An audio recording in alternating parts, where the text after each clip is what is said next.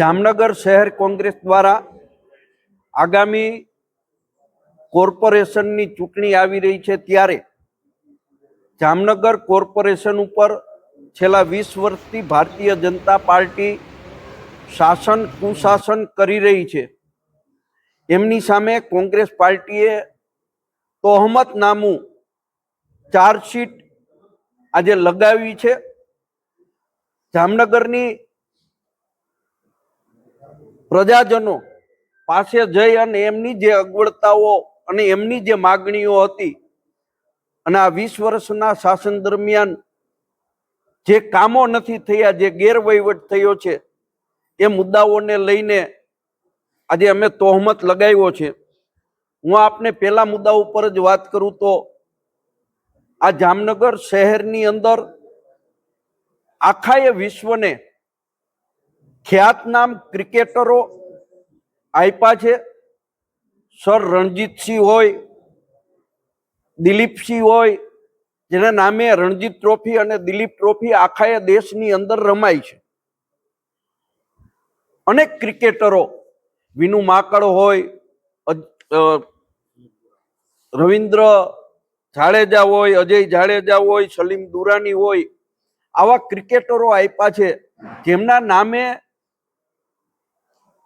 ટ્રોફીઓ રમાય છે આખા દેશની અંદર, પરંતુ એ ટ્રોફી માટેનો મેચ જામનગરમાં નથી રમી શકાતો। જામનગર કોર્પોરેશનની અનાવડતને કારણે કોઈ પણ સ્પોર્ટ્સ સંકુલ જામનગરની અંદર બની શક્યું નથી।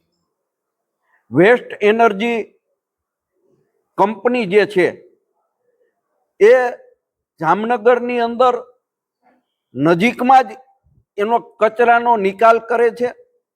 4 વોર્ડ તો એવા છે કે જેનાથી પૂરેપૂરા પ્રભાવિત છે, લોકો દુર્ગંધ ભોગવી રહ્યા છે। કોર્પોરેશનોની અંદર આ કંપની સાથે સાઠગાંઠને હિસાબે કોર્પોરેશન એમની સામે પગલાઓ પણ નથી લેતી। જામનગરના ઘણા બધા વિસ્તારો એવા છે કે એ વિસ્તારોની અંદર આજની તારીખમાં દુર્ગંધયુક્ત ફિલ્ટર થયા વગરનું પાણી આપવામાં આવી રહ્યું છે। દરેક કામોની અંદર 8% થી લઈ અને 40% સુધીનો ભ્રષ્ટાચાર કરવામાં આવી રહ્યો છે। આપ સૌને ખબર છે કે જામનગરની અંદર જે બ્રિજ બનાવવામાં આવ્યો એ બ્રિજ આમ જોઈએ તો પ્રજા માટે બિનઉપયોગી છે, પરંતુ 197 કરોડ રૂપિયાના ખર્ચે આ બ્રિજ માટેનું ઠરાવ થયા પછી 226 કરોડ રૂપિયા, 227 કરોડ રૂપિયા આ બ્રિજ પાછળ ખર્ચાણા। એમાં ક્યાંક ને ક્યાંક કોન્ટ્રાક્ટરો પાસેથી ભારતીય જનતા પાર્ટીએ અને કોર્પોરેશનના શાસકોએ મોટી મસ્ત રકમો લીધી છે।